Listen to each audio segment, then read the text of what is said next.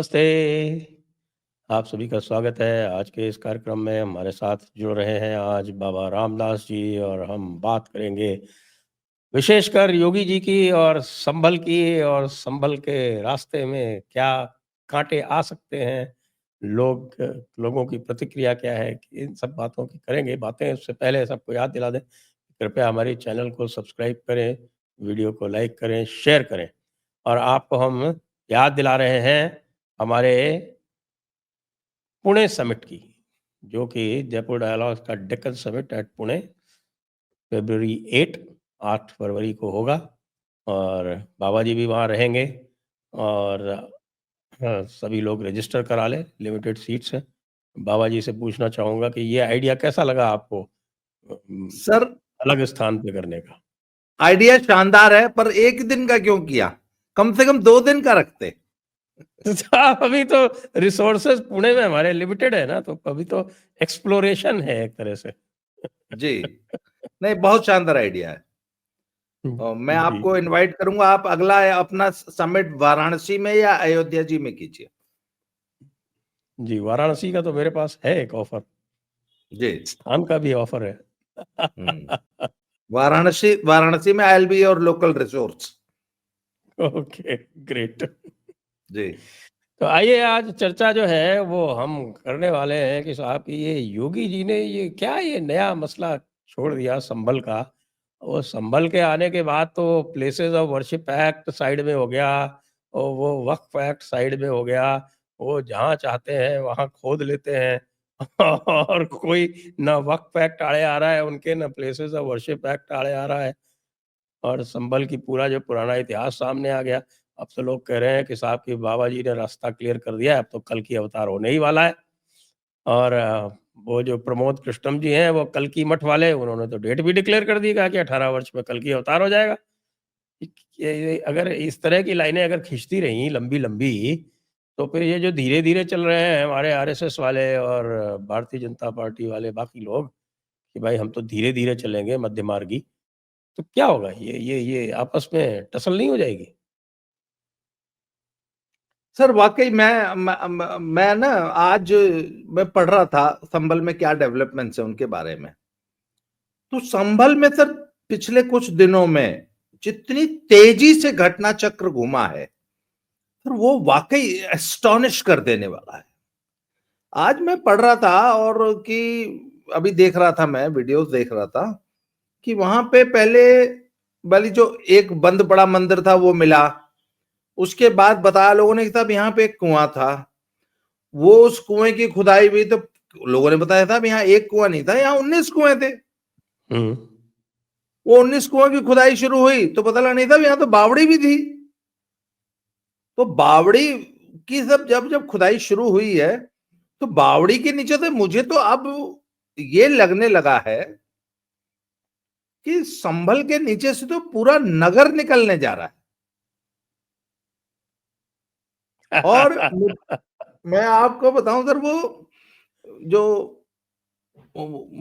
Baahubali film थी ना, वो उसमें जैसे वो सेट्स दिखाए गए थे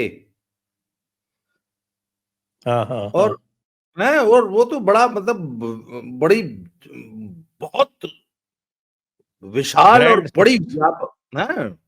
ग्रैंड सेट्स थे वो तो बिल्कुल।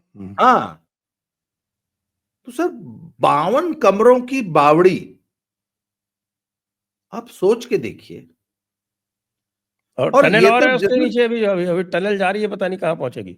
हाँ वो टनल जब उसकी जब खुदाई होगी। अच्छा, मुझे तो वो आपने वो गैंग्स ऑफ वासेपुर फिल्म में ना वो होता है, वो उसका सरदार खान का चाचा वो खुद को कोड़े मारता है बंद कमरे में बैठ के।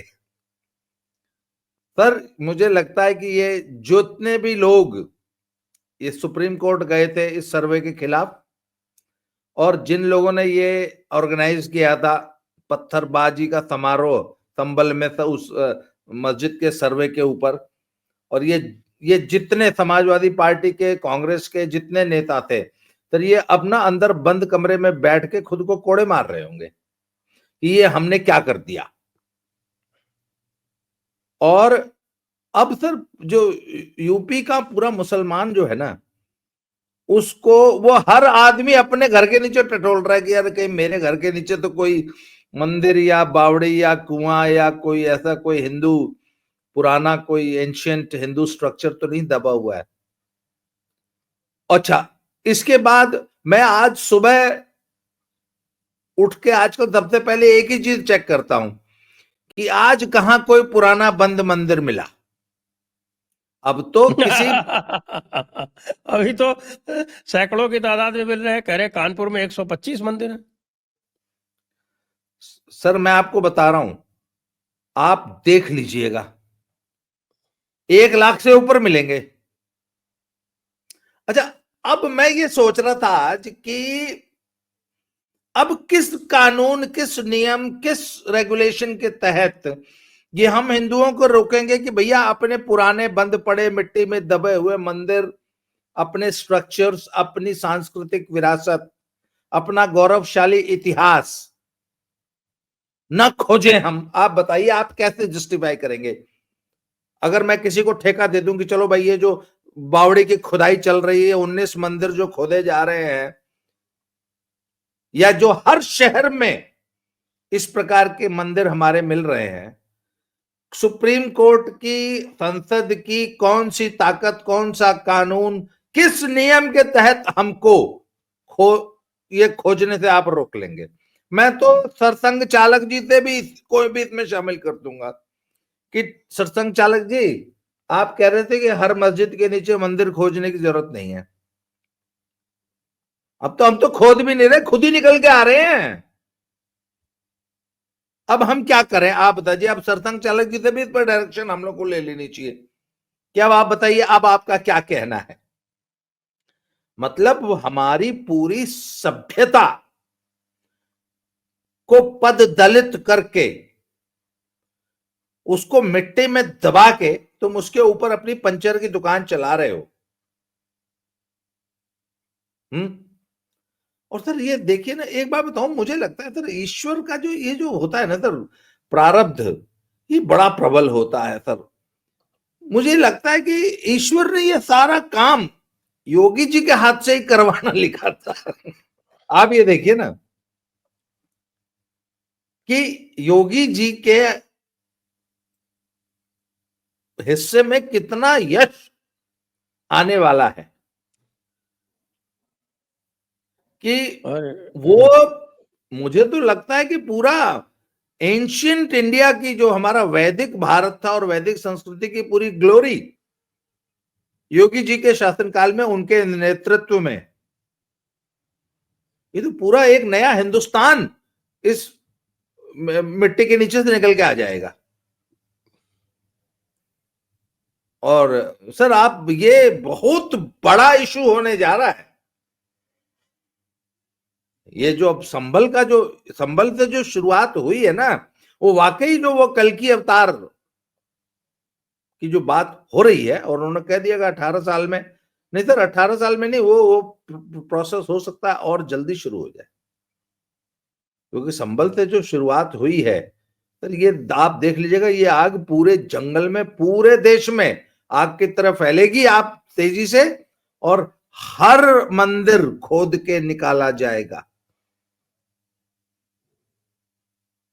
बल्कि और इसमें और ये है कि ये जो संभल से जो आरंभ हुआ है, ये तो मैं तो इसको प्रतीकात्मक मानता हूँ। मैं तो जी मानता हूँ कि प्रतीकात्मक अवतार हो गया कल्कि महाराज का जी, यहाँ से। बिल्कुल बिल्कुल। और यदि कल्कि महाराज को आप जो है वो हिंदू चेतना का एक वो प्रतीक माने, तो हिंदू चेतना का जो स्फुटीकरण यहाँ संभल से हुआ है, वैसा तो आज तक नहीं हुआ। और इसकी बाढ़ में, इसकी सुनामी में, ये प्लेसेस ऑफ वर्शिप एक्ट और ये वक्फ एक्ट वगैरह, ये तो धराशायी हो जाएंगे, ये तो बच ही नहीं सकते। नहीं सर, मैं आपको बता रहा हूं, अभी आपने ओपनिंग रिमार्क में एक बात कही थी कि ये धीरे चलो रे, गो स्लो वाली पॉलिसी जो बीजेपी की और आरएसएस की रही है सर, उसके लिए तो ये बहुत फास्ट पेस पे काम हो रहा है। क्योंकि मुझे आप लगता है देखिए इसीलिए इसीलिए लोग असहज भी हो रहे हैं। इसीलिए ये लोग इतने ज्यादा असहज हो रहे हैं कि अच्छा, सर हिंदू चेतना का जो विस्फोट हो रहा है वो उसकी मुझे लगता है अभी बीजेपी लीडरशिप और संघ भी उसकी कल्पना नहीं कर पा रहा है या उसकी ग्रेविटी को अभी समझ नहीं पा रहा है। मैं आपको बताऊं कि सरसंघ चालक ने ये जो बयान दिया है और संघ की जो ये पॉलिसी रही है, इसकी प्रतिक्रिया हिंदुओं में अच्छी नहीं आई। मैंने कल नहीं परसों शाम को मैं अपने चैनल पे एक लाइव कर रहा था। मैं रोज शाम को 7:30 बजे अपने चैनल पे एक लाइव करता हूं। तो सर उस पे संघ चालक जी के इस बयान की चर्चा चल रही थी कि उनको क्या सेक्युलरिज्म का कीड़ा काट लिया है क्या। सर जो कमेंट्स आए वो इतने भयानक कमेंट्स थे कि मुझे अंत में फिर कमेंट्स बंद करने पड़े। I could not share those comments on my wall. तो मुझे लोग समझ में आया कि लोग कितने ज्यादा उद्वेलित हैं और कितने नाराज हैं संघ चालक साहब से। और संघ क्या जमीनी हकीकत से, जन भावनाओं से इतना अनभिज्ञ है क्या कि उसको हिंदुओं की मानसिकता इस वक्त क्या चल रही है, वो क्या सोचते हैं, हिंदू क्या चाहता है, उसकी क्या एस्पायरेशंस हैं, उसकी क्या आकांक्षाएं हैं, क्या संघ भी जमीन से कट गया है क्या कि वो हिंदुओं की भावना को समझ नहीं पा रहा है। नहीं, संघ तो नहीं कटा है क्योंकि संघ के स्वयंसेवक स्वयं विरोध कर रहे हैं इस वक्तव्य का। लेकिन चूँकि संघ का अनुशासन है, वो पब्लिक में नहीं कर सकते, लेकिन अंदर ही अंदर आप उनसे बात कीजिए। आपने भी की होगी, मैं भी लगातार कर ही रहा हूँ। जी वो तो लगभग मैंने जितने लोगों से बात की है, मैंने बहुत सारे लोगों से और मूर्धन्य लोगों से बात की है, वो तो बिल्कुल इसके विरोध में। वो कह रहे हैं कि ये और ये भी कहते हैं कि साहब कि ये संघ चालक का काम ही नहीं है, कि वो अपनी मर्ज़ी संगठन के ऊपर थोपे। उसका काम ये है कि संगठन का क्या निष्कर्ष है, संगठन क्या सोच रहा है, उसको मुखरित करे। तो ये तो अब लोग इस पर भी प्रश्न चिन्ह उठाने लगे हैं कि साहब के सरसंघ चालक जो हैं वो अपने कर्तव्य के पार जा रहे हैं। वो अपना कर्तव्य नहीं निभा रहे हैं, कुछ और ही कर रहे हैं। और मैं आपको बताता हूँ कि 20 तारीख को जब पहला इन्होंने दिया था, एक और दे दिया, दूसरा दे दिया। जब पहला इन्होंने 20 दिया था, तो 20 तारीख को मैंने कंपैरिज़न किया था, योगी जी का और भागवत जी का। और उसपे साहब 3849 कमेंट्स हैं अभी तक। कि 3849 और मैं ढूँढ-ढूँढ के थक गया, उनमें से मुझे अभी तक कोई इक्का-दुक्का भी मोहन भागवत जी के फ़ेवर में नहीं मिला। तो आप देख लीजिए कि प्रतिक्रिया तो उनको सोचनी चाहिए ना कि किस प्रकार की प्रतिक्रिया आ रही है। इसके अलावा एक बात और है sir, Yogi ji is growing taller day by day. मतलब संभल की घटनाओं को योगी जी ने जैसे हैंडल किया है और संभल प्रशासन ने जिस दिलेरी से, जिस बहादुरी से इस क्राइसिस को हैंडल किया और जिस तरीके से संभल प्रशासन को योगी जी का साथ मिला और योगी जी ने अब जो ये खुदाई समारोह चल रहा है वहां पे और एक नया हुँ। संभल जमीन से के नीचे से खोद के निकाला जा रहा है सर। आज की तारीख में योगी कितने बड़े कद को प्राप्त करते जा रहे हैं। वो पुराने जमाने में वो जो कॉमिक्स होती थी या वो हम लोग वो ना वो फैंटेसी टेल्स या इस टाइप के जो फिल्में या कॉमिक्स हम लोग पढ़ते थे बचपन में, तो वो एकदम विशाल काय हो जाता है हमारे सामने हमारा हीरो। तो योगी जी उस स्तर तक ऊंचे होते जा रहे हैं और मुझे पता नहीं है कि बीजेपी लीडरशिप या आरएसएस की लीडरशिप योगी के इस बढ़ते कद को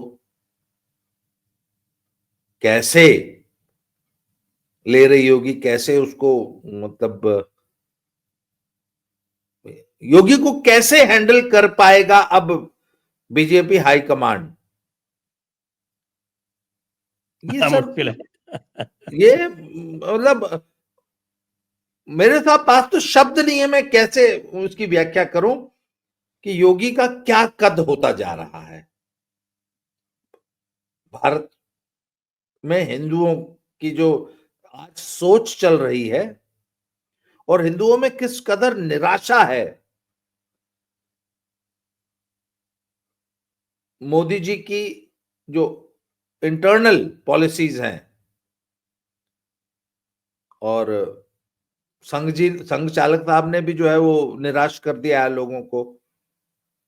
तो ऐसे में हिंदू पॉपुलेशन जो है, हिंदू वोटर, हिंदू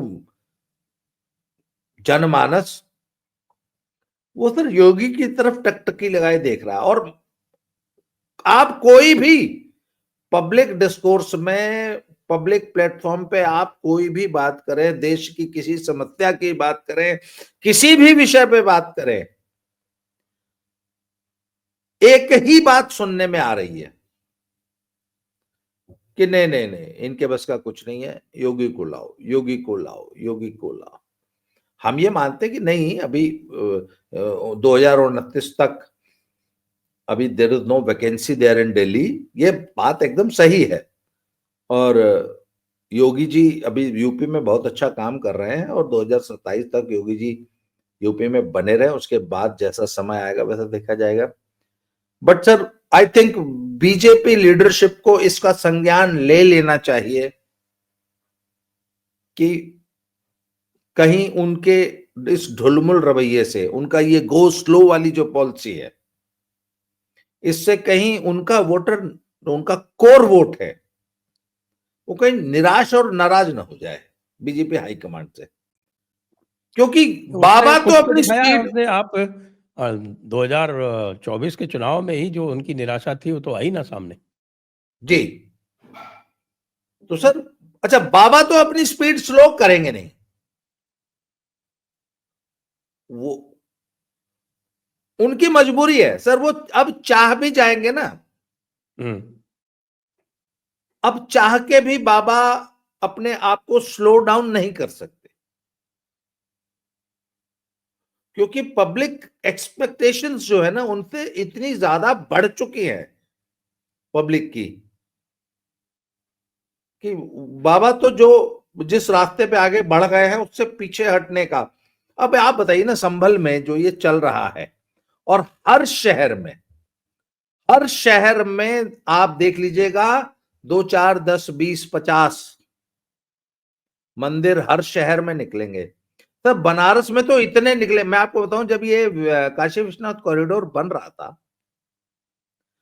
तो जब लोगों के घर टूटे हैं, तो उनके घरों के नीचे से ऐसे ऐसे शानदार मंदिर निकले हैं कि आप सोच नहीं सकते।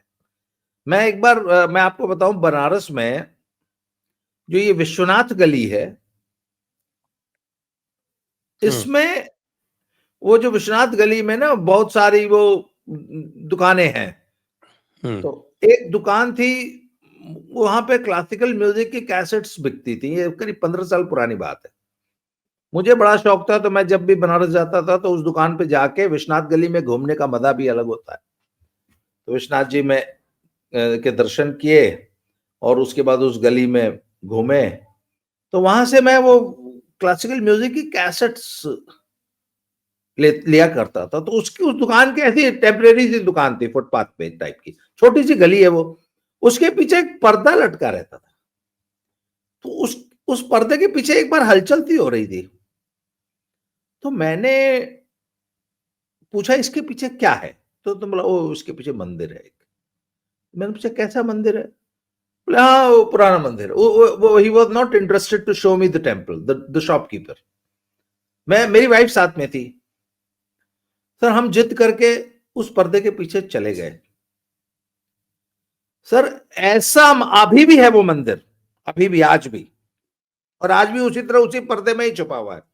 इधर तो मैं कई साल तक गया नहीं हूं सर। ऐसा भव्य मंदिर है, उसके अगर आप पिलर्स, उसका गुंबद, उसमें इतना बड़ा शिवलिंग और उसके बाद नंदी जी की प्रतिमा, आप मंदिर देख लेंगे तो दंग रह जाएंगे। और उस मंदिर में उनके पुजारी जी का परिवार, जहां पे मेन गर्भगृह है ना, वहीं पे खटिया डाल के पुजारी जी की पत्नी सोई हुई थी। पुजारी जी का बहुत पहले देहांत हो गया था, तो जो उस मंदिर के जो ट्रस्टी लोग थे, वो पता नहीं क्या पुजारी जी का कितनी सैलरी बाकी थी, क्या थी, तो वो 25 साल से वो स्क्वाटर बन के पुजारी जी का परिवार उसी मंदिर में ही रहता है। वहीं उनके बगल में, पिलर के बगल में रस्सी बांध के उनके पुजारी जी की पत्नी के कपड़े सूख रहे थे। सर ऐसे हजारों मंदिर तो आपको सिर्फ बनारस, और सर मंदिर आप देख लेंगे ना, दंग रह जाएंगे कि ऐसा भव्य, इतना शानदार, क्या पत्थर की नक्काशी। और उसी तरह उसी गली में एक, वहां पे एक बहुत फेमस दुकान है बिज्जू की, ये पकोड़े और क्या नाम, मसाला डोसा और दही बड़े की और इस टाइप की, वो आलू, सॉरी, सांबर वड़ा और ये इडली की दुकान है, बहुत चलती है, बहुत डर्ट चीप बेचता है, बहुत शानदार, मेरी फेवरेट दुकान रही है। मैं 25 साल से वहां खा रहा हूँ। वो जहां अपनी दुकान लगाता है वो एक मंदिर है। और एक विष्णु शास्त्री थे ना, जो गवर्नर थे, कहाँ के गवर्नर थे, यूपी के ही गवर्नर थे, कहाँ के थे, यूपी के थे। है ना, विष्णु शास्त्री कुछ नाम था हाँ उनका, हाँ गवर्नर, हाँ हाँ हाँ हाँ। उनके परिवार का मंदिर है। विष्णुदेव शास्त्री। विष्णुदेव शास्त्री जी के परिवार का मंदिर है। जैसे ही आप विश्वनाथ गली के अंदर घुसते हैं, तो करीब 3 या 4 दुकान छोड़ के लेफ्ट में गली है। उस गली में अभी आप 2 दुकान छोड़ के जाएंगे तो वहां एक मंदिर है। उस मंदिर पे कब्जा करके उसके अंदर वो इडली और उसकी सांबर बड़े की दुकान चलाता है, और बड़े आज से नहीं 25 साल से चला रहा है। सर ऐसे हजारों मंदिर आपको, अच्छा वो मंदिर तो हम हिंदुओं ने ही कब्जा कर रखे हैं ना, उसके लिए तो हम किसी हाँ। मुसलमान को, जब वो विश्वनाथ कॉरिडोर के लिए सब पूरा टेक ओवर हुआ और टूटा, और जब उसका अधिग्रहण हुआ, तो उसके नीचे से हजारों मंदिर जो निकले, मंदिर को पूरा कवर करके उसके ऊपर घर बना लिया गया था, उसके ऊपर शौचालय वौचालय हर चीज थी, जो कि घरों में होता है। जब उस एक्वायर करके गवर्नमेंट ने जब वो तोड़ा, तो पता लगा उसके नीचे तो मंदिर निकल रहा। और ऐसे एक आध नहीं था सर, सैकड़ों थे। तो एक गली में जब इतना सब कुछ, तो आप सोच के देखिए कि ये तो पूरे भारत को खोद के, भारत का वैभव जो दबा पड़ा है इन अतिक्रमणकारियों के पैरों तले, उसको पूरा खोद के निकालने की महती जिम्मेदारी, ये दायित्व अब जनता ने, आप देख लीजिएगा, जनता योगी जी को सौंप देगी। योगी जी आप आइए और इस पुराने भारत को, हमारे हिंदू संस्कृति को, हमारी सभ्यता को, हमारे धर्म को इन इन यवनों ने, इन मलेच्छों ने जिस तरीके से पद्दलित किया हुआ है, उसको खोद के इसकी वापस ग्लोरी को आप ही निकालेंगे। सर ये जिम्मेवारी जनता योगी जी को देने जा रही है। योगी जनता का, योगी के लिए जनता मन बना चुकी है। वो उसी तरह से है जैसे 2014 में मोदी के लिए जनता मन बना चुकी थी, तो कितना भी हाँ, रोकना चाहा, रोक नहीं हाँ, पाए। बिल्कुल सर, सेम माहौल आज, बल्कि नहीं नहीं सर, 2012, 13, 14 में जो मोदी के लिए माहौल था, उसका 100 गुना ज्यादा है आज योगी के लिए। कुछ लोग इसलिए मेरी आलोचना भी करते हैं कि आप बहुत ज्यादा योगी योगी करते हैं और आप मोदी को बहुत ज्यादा, मैंने कहा नहीं भाई, आप मुझे गलत समझते हैं। मैं मोदी का बहुत बड़ा फैन हूं। मैं आज भी जब मोदी जी के बारे में बात करता हूं तो मेरा गला रूंग जाता है, आई बिकम इमोशनल। जब मैं मोदी जी के मतलब व्यक्तित्व के बारे में बात करता हूं, सोचता हूं, मैं इमोशनल हो जाता हूं, मेरे आंखें भर आती हैं। पर जब मैं योगी जी के बारे में सोचता हूं तो मुझे भारत के एक आम हिंदू, एक वोटर, एक आम नागरिक की जो जनाकांक्षा है वो प्रकट होती है। मैं उसको देख पा रहा हूं। कि आज पूरे देश का हिंदू, आज पूरे देश के 140 करोड़ लोगों में से कम 100 करोड़ ऐसे हैं जिनके मन में सिर्फ योगी योगी योगी योगी योगी चल रहा है। वो हिंदुस्तान की हर समस्या, और एक मिनट सुनिए, वो लोग हैं जो नमक से रोटी खा लेंगे, उनकी और कोई आकांक्षा है ही नहीं योगी से। वो सिर्फ एक चीज चाहते हैं कि भारत को, अपने पुराने वैभव को यदि कोई आदमी पुनः प्राप्त करा सकता है तो उसका नाम योगी है। अब अच्छा, हो सकता है वो लोग गलत सोचते हैं, पर भैया जनाकांक्षा यही है। इस बात को लोगों को, और संभल की घटनाक्रम ने योगी के कद को अचानक एक्सपोनेंशियल ग्रोथ दी है।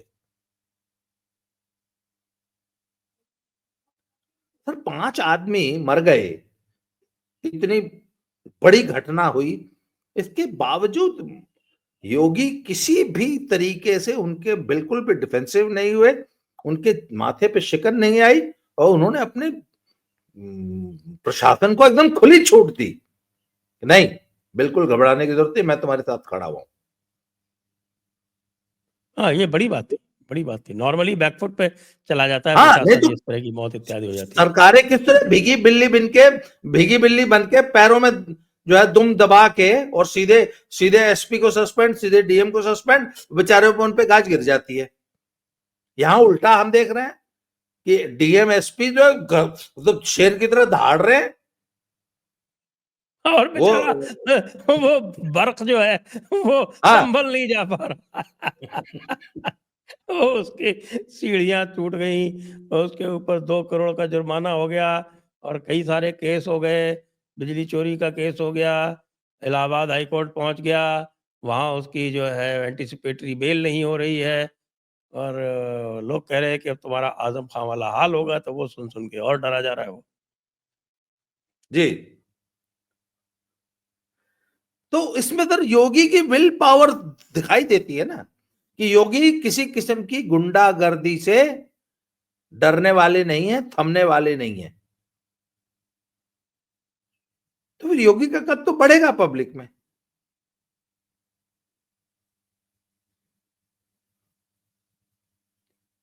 तो सर ये है लेटेस्ट पोजीशन आपकी। लेटेस्ट तो और भी है ना, अभी आपने राम भद्राचार्य जी की प्रतिक्रिया सुनी क्या?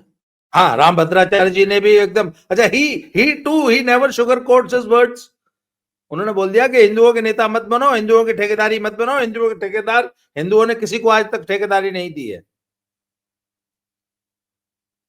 ये फतवेबाजी हिंदुओं में नहीं चलती है। हाँ, तो राम भद्राचार्य जी ने तो और वही कह रहा जो ना है, कि भाई बांग्लादेश के हिंदुओं के बारे में क्यों नहीं बोलते हो, पश्चिम बंगाल हाँ, के हिंदुओं के बारे में क्यों नहीं बोलते हो, कि हमें जहां मिलेगा वहां हम लेंगे। यही है, बिल्कुल। बल्कि समग्र हिंदू समाज यही चाहता है कि भाई हमारे नहीं नहीं सर, एक चीज देखिए ना, आज तक हिंदू समाज सिर्फ अपने मंदिर खोजता था, अब तो कुएं और बावड़ियां भी खोजने लग गया संभल के कारण। अरे आपकी दाल मंडी में सुना चौड़ीकरण होने जा रहा है बनारस में। हाँ जी सर, दाल मंडी के चौड़ीकरण की एक और बड़ी वो है, आपको ध्यान होगा आज से करीब 4-5 साल पहले, हाँ बाबा, 2017 की बात की बात है, दाल मंडी और सिगरा के बीच में जो इलाका है, वहां से एक खबर आई कि इन लोगों ने पूरे के पूरे इलाके को खोद के उसके नीचे बेसमेंट बना दिए हैं। आपको ध्यान होगी ये खबर।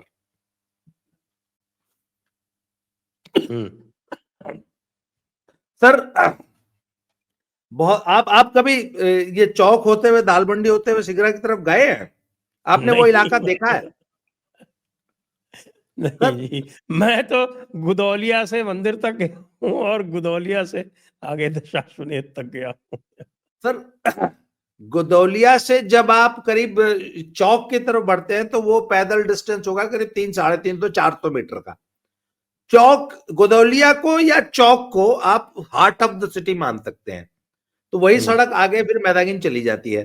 तो चौक पे अंग्रेजों के जमाने का एक बहुत पुराना थाना है, उसी बिल्डिंग में चलता है, और उसके बगल से एक गली है, उसको दाल मंडी कहते हैं। दाल मंडी पुराने जमाने में, मतलब अंग्रेजों के जमाने में, वहां पे कभी कोई रेड लाइट एरिया हुआ करता था, कभी पुराने जमाने में। वो जयशंकर प्रसाद और जब ये थे प्रेमचंद जी के जमाने में 1930-40 तक, फिर बाद में वो वहां से उजाड़ दिया गया उनको, तो वो मड़ुआडी चली गई थी, रेड लाइट एरिया वहां से शिफ्ट हो गया। पर वो प्रसिद्ध आज भी उसी के लिए है, क्योंकि वो उस जमाने के साहित्य में दाल मंडी की उनका जिक्र आता है। आपको ध्यान हो तो चौक पर एक बार कभी प्रेमचंद जी ने भी सेब खरीदे थे और अंदर से सड़े निकल गए थे, ये उनकी एक कहानी में मैंने पढ़ा है। और वहीं वो चौक पे आज भी वो फल वाले जिन फल वालों से प्रेमचंद ने सेब खरीदे थे, वो आज भी उनके वंशज वहां ठेला लगाते हैं। और फिर वहीं उसी के बगल में कचौड़ी गली, और फिर वो क्या नाम, आगे विश्वनाथ जी को अंदर अंदर अंदर वो पूरा जो गलियों वाला जो बनारस है। तो सर वहां पे दाल मंडी में आज एक होलसेल मार्केट है, जो कि मिक्स सी है, उसमें आधा हिंदू है आधा मुसलमान है।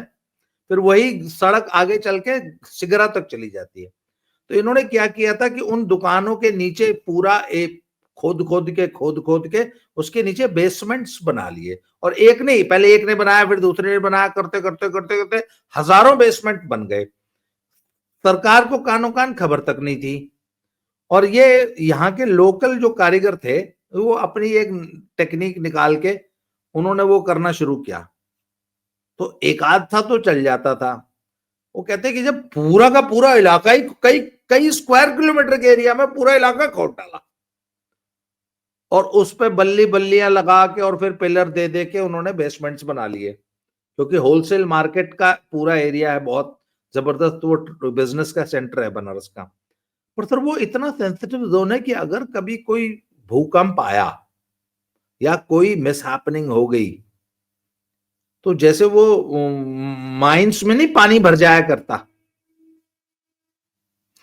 क्योंकि एकदम बगल में गंगा जी हैं, तो वो एक बहुत जबरदस्त एक, आप समझ लीजिए कि एक किस्म का टाइम बॉम्ब है जिसके ऊपर बनारस बैठा हुआ है।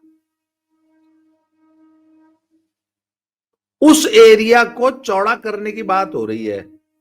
तो उसमें दिक्कत ये आ रही है कि 10,000 दुकानें साहब तोड़ी जाएंगी, पर उनके नीचे तमाम बेसमेंट्स हैं, और एक न एक दिन वो बेसमेंट सब तोड़ने ही पड़ेंगे। उसमें 90% मुस्लिम एरिया इफेक्ट हो जाएगा। तो ये बड़ा थोड़ा पॉलिटिकली बड़ा सेंसिटिव इशू है। ये है बनारस की कहानी। तो योगी जी ने तो तय कर लिया, तो कर लिया। अब देखते हैं सर क्या होता है। क्योंकि अब आप ये देखिए कि इसका स्पिन ऑफ इफेक्ट क्या हो रहा है। कानपुर की मेयर जो है वो कानपुर में मंदिर ढूंढती घूम रही हैं, और उनको एक लिस्ट दी गई है जिसमें बताया गया है कि साहब मुसलमान इलाकों में 125 मंदिर जो है वो कब्जे आ लिए गए। इसी तरह से आपके मुजफ्फरनगर में मंदिर निकल आया, गाजियाबाद में निकल आया, और आपके मेरठ में निकल आया, बनारस में निकल आया, मेरठ में बनारस निकल में आया, निकल अलीगढ़ आए। में निकल। तो अब सब जगह लोगों में अब प्रतिस्पर्धा हो गई है कि साहब कहाँ-कहाँ मंदिर निकलेगा।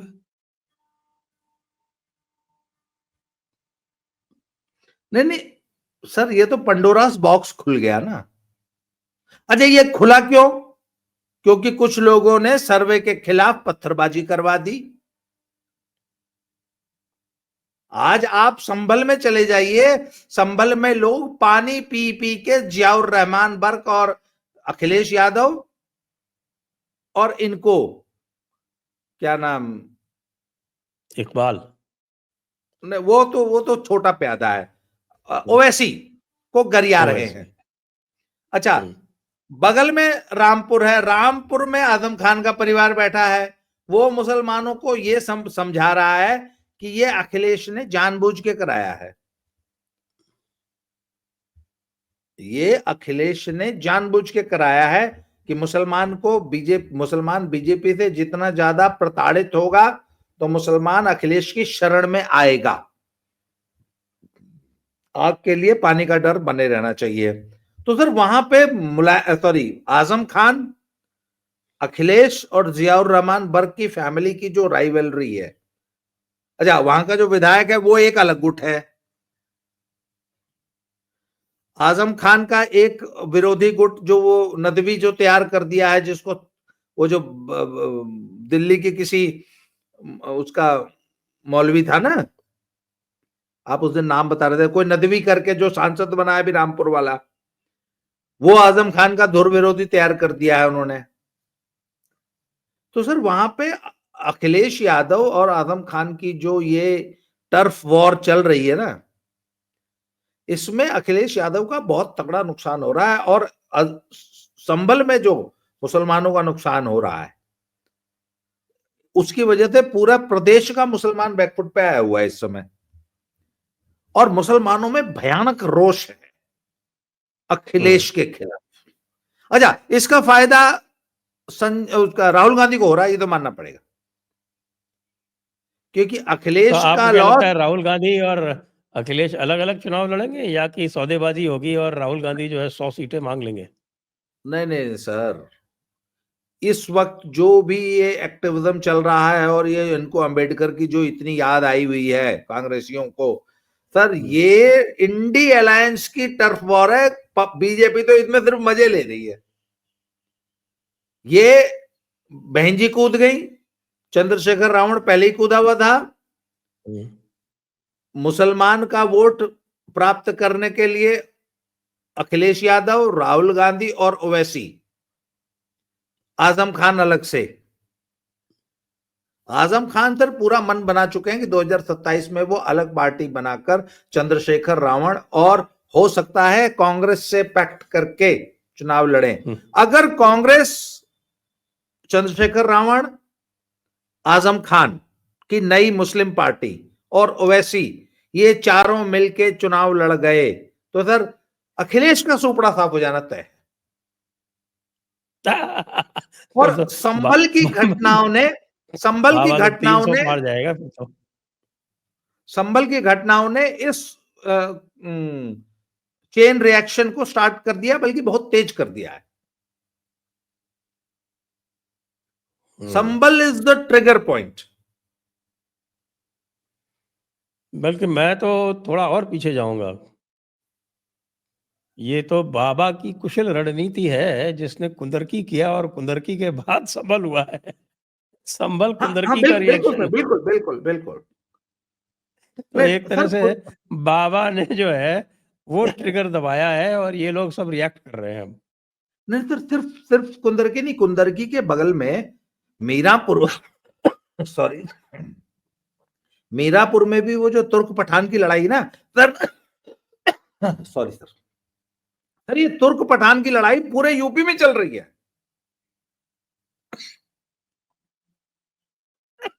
अब ये who has engineered this rift, या ये तुर्क और पठान या जो भी आप इसको नाम दें, मुसलमानों के बीच में ये जो विदेशी कहते हैं बाबा,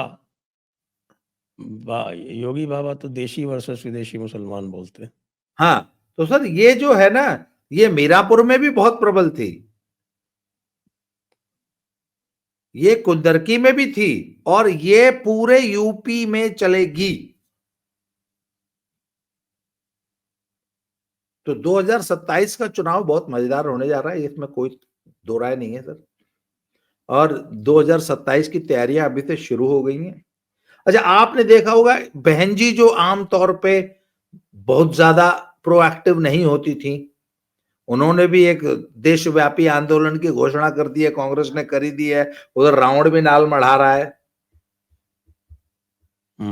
सर नाउ अब जो सेंटर पॉइंट है ना, वो संभल बन गया है। अब यूपी तो की संभल राजनीति में संभल से मतलब कल की अवतार हो गया, वहां से संघार बस आरंभ आप हो मान लीजिए तो बिल्कुल बिल्कुल। गया। और मैं तो देख रहा था एक चैनल पे चल रहा था, उसमें वो वहाँ जो है पंडित जी कल की मंदिर है उसके बता रहे थे कि भाई ये जो संबल है पुराणों में ये लिखा हुआ है कि ये ठीक गंगा और राम गंगा के बीच का स्थल है, और यहाँ से संबल वह स्थान है जहाँ से गंगा जी भी 3 योजन है और राम गंगा भी 3 योजन है। 1 योजन में 12 किलोमीटर होते हैं। तो ये बता रहे हैं कि भई ये संबल से गंगा जी भी 36 किलोमीटर है, रामगंगा भी 36 किलोमीटर है। ये त्रिकोणाकार में बसा हुआ है, वो त्रिकोणाकार में भी है, उसका जो पुराना मैप दिखाते हैं त्रिकोणाकार है, जिसमें त्रिकोण का जो शिखर है या त्रिकोण का जो नुकीला वाला पॉइंट है, वो पूर्व में है, वो पूर्व में है। तो सारा जो है वो उसके हिसाब से उसमें 19 कूप हैं, अलग-अलग मंदिर हैं। उसमें कल्कि मंदिर है, कल्कि मंदिर तो अभी भी है। दिखाते हैं उसको, और वो जो पुराना मंदिर मिला है वो भी है। साथ में हरिहर मंदिर भी है। वो सारी चीज़ें जो हैं वो अ, एक प्राचीन मानचित्र दिखाते हैं वो 1000 साल का, 1000 साल पहले का, और उसमें सब चीज़ें जो हैं वो दिख रही हैं।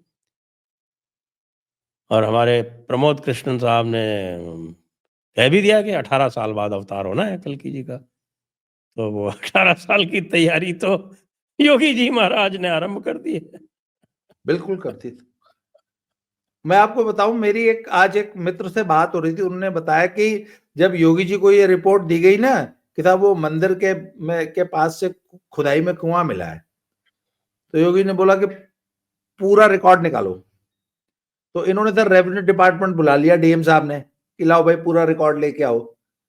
तो उसमें जो तहसीलदार साहब आए, उन्होंने बोला साहब ये रिकॉर्ड है, और 19 कुएं तो रेवेन्यू के रिकॉर्ड में दर्ज हैं, 19 कुएं। और उसके बाद उन्होंने बावड़ी बताई, और वो जो पूरा सर पूरा का पूरा रिकॉर्ड अवेलेबल है कि जहां जहां अतिक्रमण हुआ है और जो जो जमीनें इन्होंने कब्जा करके, और बाबा ने पता है क्या ऑर्डर किया है, सारा रिकवर करो।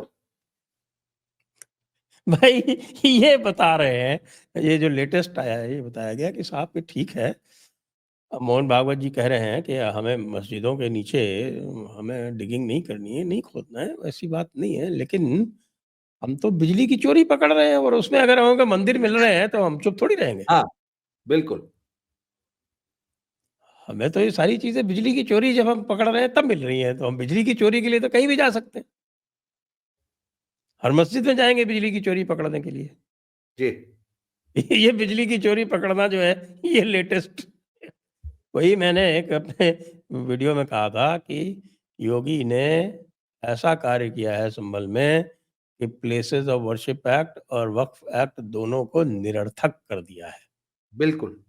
और मोदी जी के मोदी जी के राजनीतिक उनकी जो दूरदर्शिता इसी में है कि वो इन दोनों एक्ट्स को समाप्त कर दें। वक्फ एक्ट को तो अमेंड कर दें और प्लेसेस ऑफ वर्शिप एक्ट को रिपील कर दें।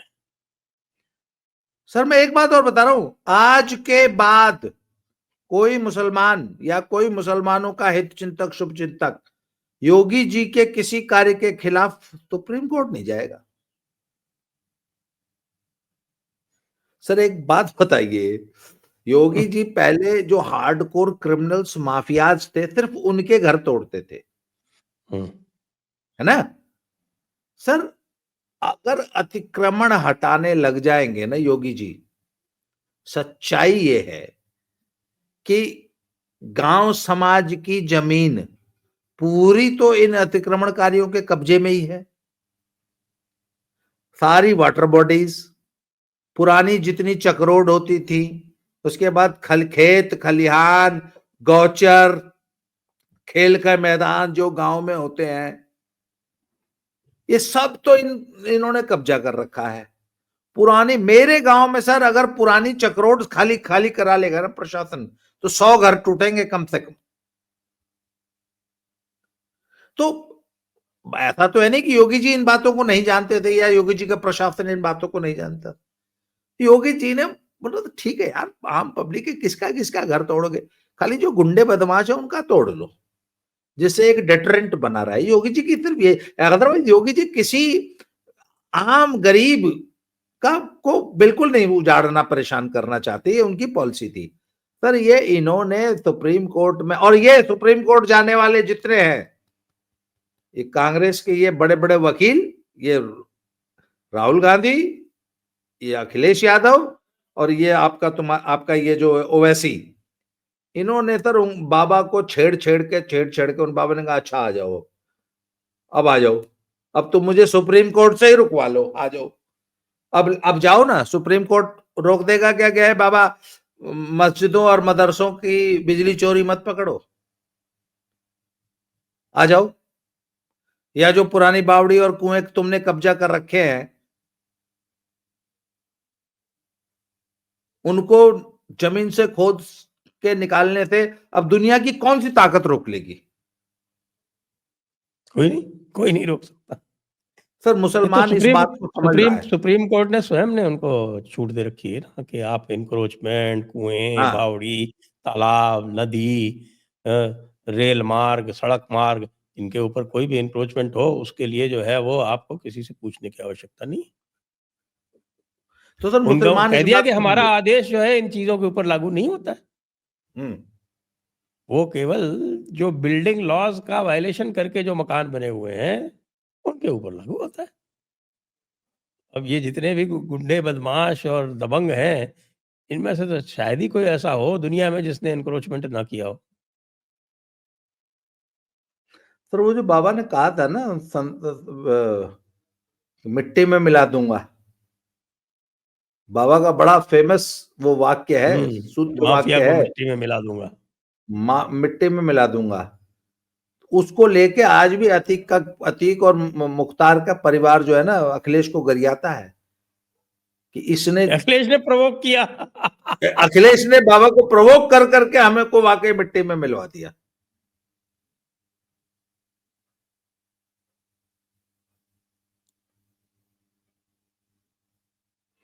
तो ये स्थिति है वैसे सर। अतीक का भी दुस्साहस था। जानते हैं कि बाबा का राज है और उस टाइम पे उसको वो जो विटनेस था वो वकील पाल, उसको मार डाला खुलेआम। तो ऐसा दुस्साहस करेगा तो फिर तो बाबा के राज में ऐसा दुस्साहस तो समझते।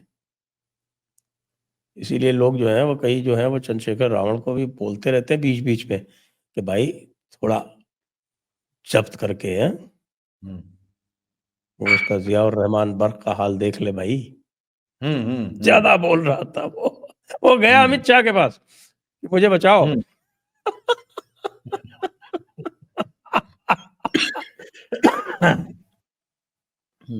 अमित शाह ने भी उसको टका सा जवाब दे दिया। पता है जी। तो ये तो हाल है। अब बेचारे जो है वो वैसे तो बड़े भारी तुर्क और बाबर की संतान है और बाकी बीजेपी के नेताओं के आगे गिड़गिड़ाते घूम रहे हैं कि साहब बाबा से बचाओ। बाबा से कैसे बचाओगे? बाबा तो बिल्कुल विधि सम्मत कार्य कर रहे हैं। जी। अब बचे ही नहीं।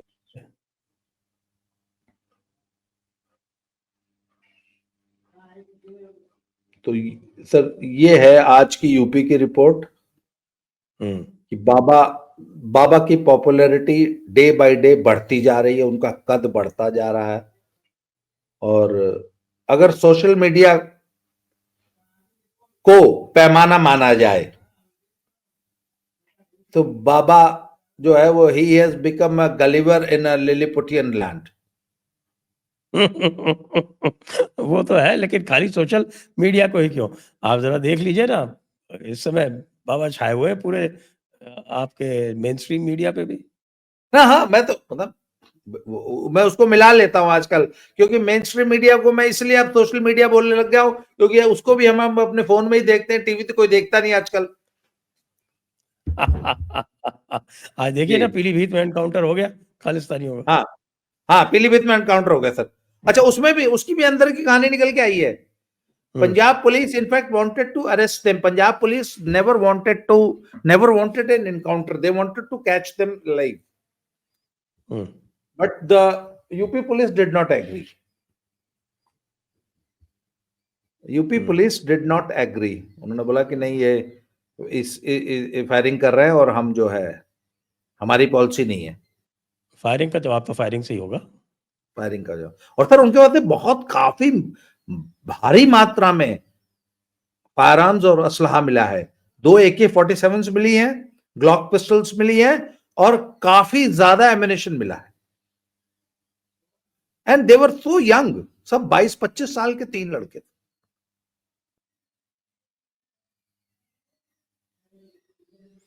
बिल्कुल सही कह रहे हो. तो वहां पर भी बाबा की जो जीरो टॉलरेंस पॉलिसी जो है, अदरवाइज पंजाब पुलिस का अगर बस चलता तो वो तो जिंदा ही पकड़ के लेके जाती. हाँ, उनका तो यही है. बिल्कुल सही.